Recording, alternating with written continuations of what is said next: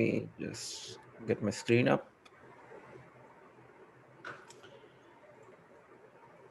Right. I hope you guys can see the screen now. Yeah, we are good to go. Thanks. Good morning, everybody. And thank you for making time on a Saturday morning. Right. Happy to have you here. My name is Piyush Gupta, and today I will be talking to you about extending Kubernetes. Right. Uh, just a quick introduction. I work as a senior developer advocate with DigitalOcean. In my previous avatar, I have worked as a developer where I created platforms based on cloud native technologies and also helped customers migrate their workloads from legacy infrastructure to cloud-based infrastructure. I'm an active contributor to Kubernetes Sec Contributs project. You can find me on Kubernetes Slack. My handle there is Penso91, and you can also find me on uh, Twitter with the same handle. And if you are the kind of person who would rather write down an email, please feel free to send one at pgupta@digitalocean.com. So that's going to be the agenda for today. I will talk a bit about the difference between configuration and extension, and we will take a look about various ways where you can extend Kubernetes. We will talk a bit about CRDs and aggregated APIs. These are one of the two core ways that are usually used to extend Kubernetes. We'll talk. We'll take a look at operators, and I will have a short demo just to show you how CRDs work, and then we'll just take a look at service catalog. And if you stay till the end of presentation, there's a bonus for you as well. Right.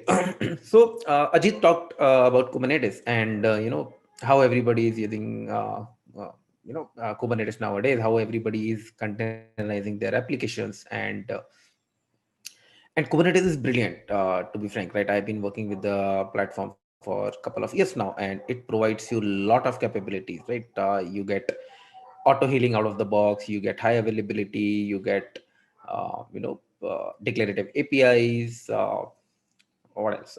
It increases efficiency. It can run your workload in a pretty efficient manner. It can help you increase productivity. It can help you make CI/CD pipelines more effective, right? And there are lot and lots of good things about Kubernetes, right?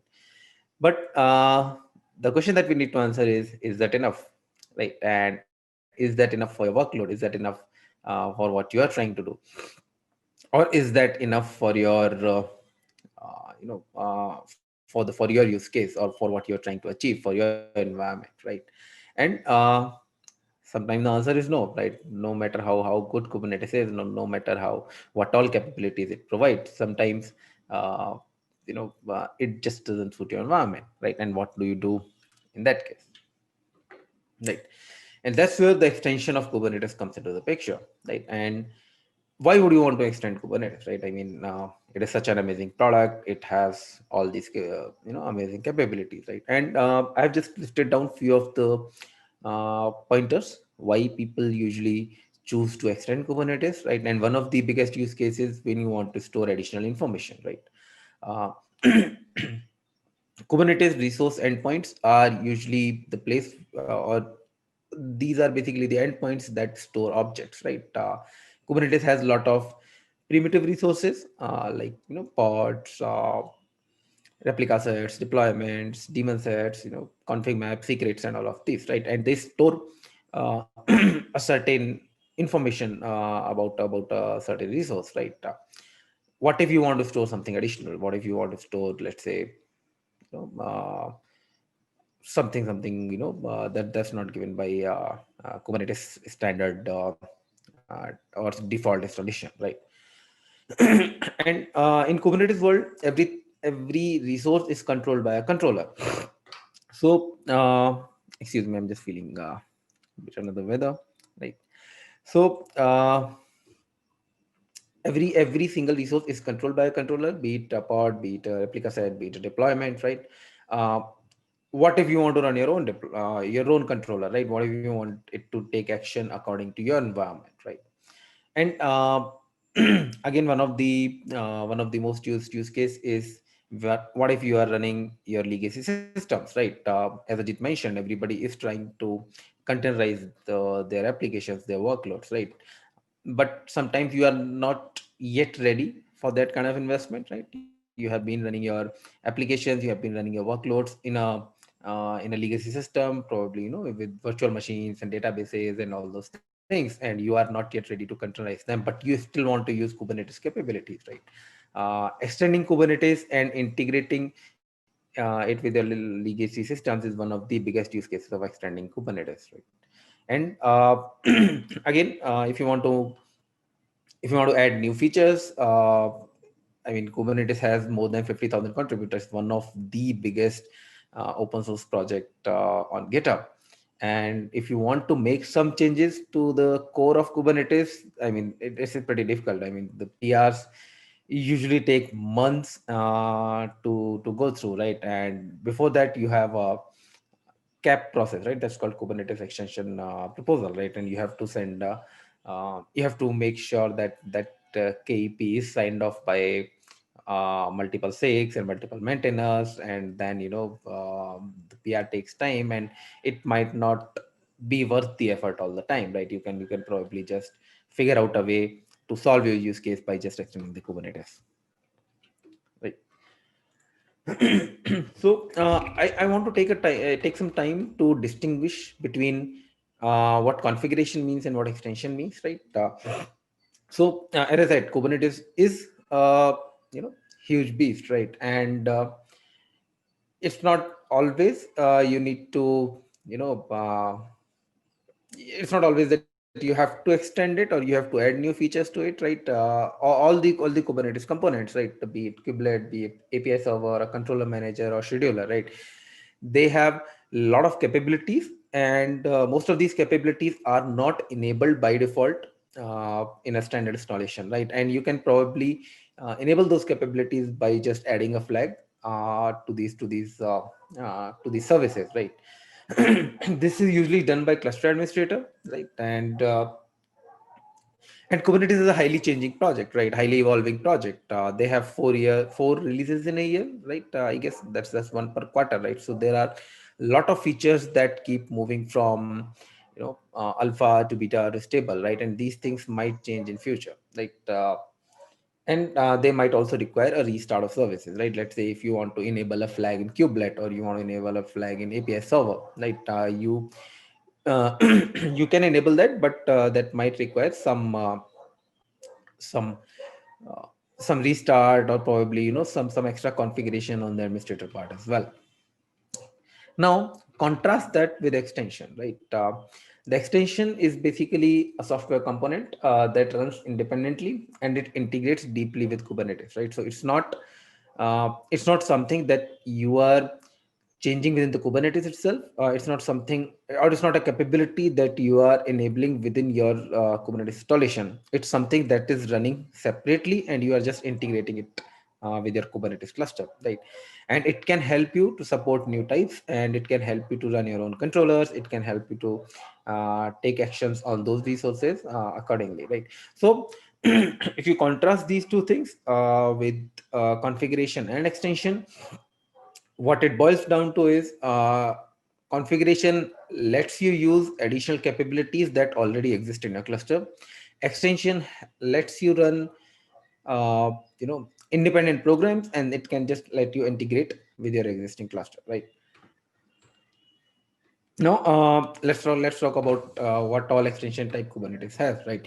And Kubernetes is a fairly extensible product, right? I mean, you can virtually extend each each and any component at any level, right? And if you look at the diagram, and if you start from the top, right, you've got kubectl, and kubectl is your command line client that you use to talk to the Kubernetes, right? You can extend kubectl by creating plugins, right? And there are a lot of plugins available in the market for kubectl. I mean, you can call it kubectl or kube control, depending on uh, how you want to call it out. But in the end of the day, you can create extensions for kubectl that can help you get the output in a better way, right? I mean, kubectl already creates a wrapper on top of Kubernetes APIs, but you can also create another plugins that can modify the output, or that can give you the output in a way that you want, right? Then you have got the API server, and API server is the core for the Kubernetes cluster, right? And when I talk about extending API server, right, you can basically run your own API server, right? And we will talk about extending API server in our aggregated API section.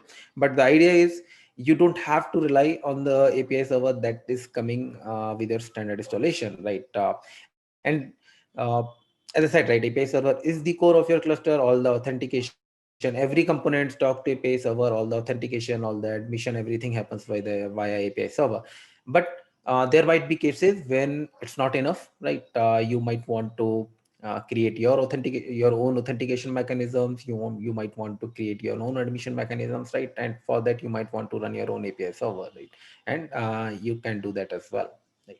And then you can extend resources, right? That we will talk about that in the CRD section, right? You can create, I mean, Kubernetes has resources like pods, nodes, daemon sets, config maps, secrets, all of these. And if you want to create your own resource, you can pretty, I mean, you can do that in a pretty straightforward way. Like, and then you have got the scheduler, and scheduler basically schedules your workload on the Kubernetes cluster, and it has a predetermined set of predicates and rules on which it ranks your nodes, and it decides where your workload should be running. You can create your own scheduler, and you can set up your own rules to decide where, I mean, what ranking should be given to your nodes, right? And then, of course, controller. When you are creating your new resources, you need a mechanism to control what happens to these resources, right? Kubernetes has built-in resources and built-in controllers for these resources. But if you create a new resources, you can write a new controller that can take care of what happens to these resources, right? You can extend network as well. We have got a concept of CNI, that's container network interface. There are a lot of CNI plugins available, like, Calico, VNet, right? And as long as you adhere to the API rules, you can virtually do anything, right? That's like an outsourcing mechanism for the cluster, right? I mean, you just need to follow a set of API rules, and then you can just design your network plugin in a way you want, right? And same goes for storage, right? Like CNI, we have got CSI, that's container storage interface. And as long as you adhere to those set of APIs, you can virtually manage your storage in a way you want, right? So basically, from a Kubernetes point of view, uh, you can extend each and every single component of it, right? And that's one of the biggest capability that Kubernetes provides. Now, I want to talk a bit about custom resources, right? As I said, this is one of the most used ways to extend Kubernetes, right? And what it provides is a resource in Kubernetes is basically an endpoint that's going to store a collection of objects, right? Like when you talk about pod, or when you talk about deployment, when you talk about replica set, this resource basically contain a collection of these objects, right? So what you can do is you can create your own resource, right? And you can use it like you would be using any other Kubernetes resource, right? Let's say tomorrow I create a resource named Piyush, right? I can just create that in my cluster, and it can store, a collection of Piyush objects, right? If there are multiple Piyush available in the cluster, right? So, and one of the good thing about custom resources is they can be added, removed via dynamic registration, right? You don't need to, restart those services, right? And that basically helps when you are, and it becomes more important when you are running in a managed environment, right? If you are using a managed Kubernetes, probably, let's say either from Amazon or from Google or from DigitalOcean. In those kind of environments, you don't get access to the master component of Kubernetes, right? And if you want to enable something, you don't have the power to basically restart those services, right? So uh, custom resources doesn't require that, right? You can do that in a running cluster, right? As we will see in the demo in a minute, right? And you can talk to these resources via kubectl, just like you would be talking to, you know any other resource, right? And you can couple them with custom controller that can take action on these resources, and you can basically get a true declarative API, just like any other Kubernetes resource, right? So you can create the resource, and you can also, I mean, just to give you a contrast with the built-in resources, when you create a pod object, there is a controller that is running that makes sure that pod is scheduled on a particular node, and then that pod is, deployed on a particular node, and in the end of the day, the container gets up, right? And all of this is made sure by a pod controller, right? So you can write your own controller and for your custom resources, and this makes a whole declarative API possible, just like Kubernetes, right? And I mean, this particular concept is so popular, right? There have been talks about creating um, everything as an extension for Kubernetes, right? In the end of the day, only API server would remain, right? And you can basically create resources as you want, right? There would be no probably built-in resources, and that might be the future for Kubernetes, right? And the second part I want to talk about is the aggregated APIs, right?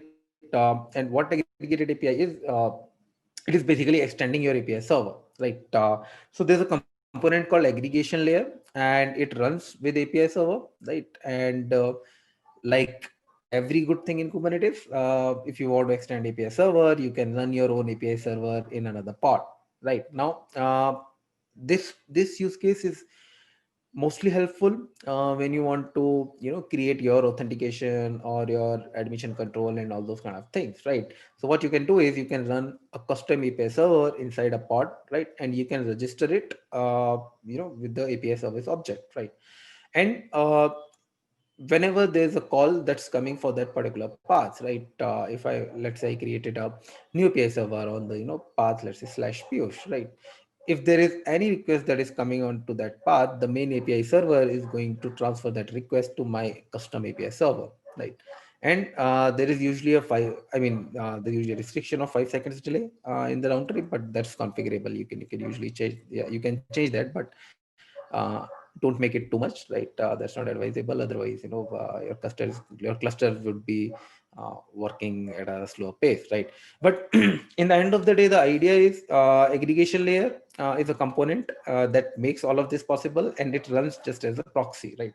So whenever there's a request coming to the main API server on a path that is registered with my custom API path, right? It's just going to proxy that request back to my custom API server, and I can take action on that accordingly, right? And what happens when you combine both of these? And I know this is a very toned down definition of operator, right? But what basically operators are, right? And the aim of operators is to uh, automate what an human operator does. Right now, think of it in a way where uh, a Kubernetes cluster administrator, right? What or a Kubernetes cluster operator, right? What that person would be doing, that person would be basically watching the resources and taking action on whatever happened to that resources. If a new resource is created, then what they should be doing, and then if that resource is deleted, then what they should be doing, and if there is an error, right? I mean, auto healing is one of the biggest capability of Kubernetes, right? What they should be doing if there is an error, right? And what if you can automate all of this process, right? And that's where you get the operator pattern, right? You can basically add your custom resources, and you can add controllers that can watch over on that resource, and you know they can take action accordingly, right? That's what operator is all about. So I just wanted to go through a quick demo on about CRDs. I hope my terminal is visible.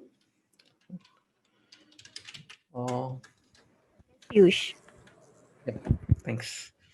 Right. So let me just see if I am connected to a cluster. So this is a DigitalOcean managed Kubernetes, right? And what I want to show you here is you can define these custom resources just like you would define any other resource, right? Just like you would define uh, probably a pod, or probably a deployment or a replica set. Right? Now, If you look here, and I will just walk you through this YML, the API version that or the API group that this custom resource belong to, it's the API extension.kds.io, right? I'm using, I guess it's the Kubernetes version is 1.18.8, right? As I said, right, Kubernetes is a highly evolving project, right? So there are a lot of features that keep moving. So just make sure you are using the right API group if you are trying to do it on your own cluster, right? The kind is the custom resource definition, right? I'll just put the uh, name in, right? And you can basically scope it out, right? You can make sure that that particular custom resource is available cluster wide, or it might be available on your just on your namespace, right? And this is a helpful tool for cluster administrators as well. I mean, you might not want to everyone to get access to this particular resource, so you can just scope it out to the namespace, right? And this basically outlines what it would be called, right? So I'm creating a custom resource called image store, and the kind would be image store. Singularly, it would be called image store, and plural, in a plural form, it would be called image stores, right? And I'm also giving it a short name that's called IS, right? Uh, this is basically similar to when you do a kubectl get deployment and kubectl get deploy, right? So that's just the short name for it, right? It belongs to the group example.com. We will see how it matters, right? And you can also manage multiple versions here, right? If you want to update your custom resource, you can basically have multiple versions here, and the version that has served set as true, that would be the active one, right? And then and this section basically helps you define what exactly that custom resource will be containing, right? So in my resource, I'm going to have two things. One is going to be image, right? And one is going to be registry, and both of them are going to be type of string, right? So what I want to do is I want to create an image store where I will be storing a image name and which registry it belongs to, right? So let's create this image store, right? Now we can just look at the CRDs, and we can just make sure that our CRD was created, right? And there are a lot of all CRDs already running in your Kubernetes cluster, right? So there are a lot of components that actually run as CRDs, right? We just added one more to it. Now let's create an object of this resource, right? For this, for that, I have the object, and uh, so this is where the group comes into the picture that we saw in the last YML. This is the version. The kind would be image store, just like you would put kind as pod, and then you can put a name to it, and it will contain these two values, right? The image name is test image, and the registry it belongs to is called docker.io. Right? So I can just now I can create it just like any other resource in in the Kubernetes environment, right? So now once I do that, Kubernetes knows that okay, this is going to be a custom resource, because this is not a pre-built resource, or a primitive resource, right? It's not a pod, it's not a deployment, it's just a kind of image store, right? And but since I have that extending capability, I can just talk to it. Just I would be talking to any other Kubernetes resource, right? Let's say kubectl get is, right? And is, if you remember, we put the is as a short name. You can also call it image store, right? You will basically get the same result, right? And you remember the name you put as was my image, and you can do all sort of things like you would do with any any primitive Kubernetes resource, right? So you can just describe it, and it will show you all the things, all the relevant versions, right? And whatever data it contains, right? So this basically makes Kubernetes a lot powerful in a way where you can just add your own resources, and you can just talk to them in a way where you would talk to primitive Kubernetes APIs, right? Coming back to my presentation. Right. And how, I mean, we saw a demo of how you can create a resource, right? Creating an operator or creating a controller is a bit complicated task than that, right? Creating a resource is, pretty straightforward stuff. And to make that task easy, there are a lot of tools available in the market. One of the tool is called Operator SDK, right? And what it basically does is it provides you high level APIs and abstraction to write the logic more intuitively. It has tools for scaffolding and code generation, right? So it can create a lot of code in advance for you based on the information you provide to the tool, and it also has extensions to cover common operator use cases, right? So if you want to create a Kubernetes operator and or your own controller with resources, you can take a look at Operator SDK. It has support for Go, Ansible, and Helm, and it's not the only option. If you I mean, based on your comfort level, you can use Kudo, Kube Builder, or Meta Controller as well. And there are other extensions. We talked about them in the earlier slides, right? You can use network plugins like CNI and KubeNet. They help you extend networking component of Kubernetes. You have storage plugins like Flex Volume Driver and CSI drivers, right? They can help you extend storage part of Kubernetes. And you also have device plugins. I mean, if you are using specific sort of hard disk on one of your nodes, or if you are using, let's say, GPU based systems, right, you can use device plugins to connect your Kubernetes or use your Kubernetes cluster in an efficient way, right? And this is one of the last thing that I want to talk about, and that's service catalog, right? And the way it helps you is, uh, let's say you're running a Kubernetes cluster, right? And you want to use a managed service from a managed provider, right? Be it anyone, right? Be it Amazon, be it Google, be it DigitalOcean, right? And but you don't want to take the burden of setting everything up and installing it and making sure that things are working fine, right? What you can do is you can use Service Catalog, or you can use the Open Service Broker API to talk to the that managed service, and you can use an instance of that managed service in your cluster, right, without needing or without having to worry about the underlying implementation detail of that service, right? So if you look at the diagram, you have got the Service Broker API, and this is what talks to the managed service and your cluster, right? That's like a bridge between your cluster and the managed service, right?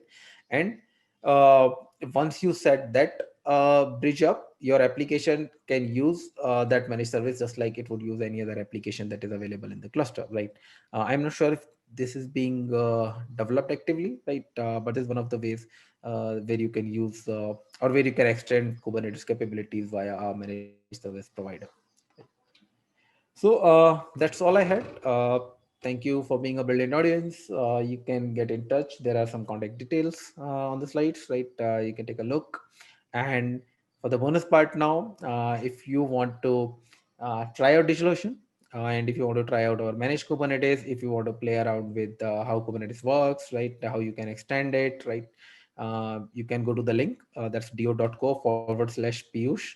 P is capital there, right? Just remember that. Otherwise, you're going to get a 404. And you can get $100 credits, and you can use those credits to set up a Kubernetes cluster, play around with it, create your own resources, create your own controllers, right? And all those things, right? So I guess I'm doing good on time.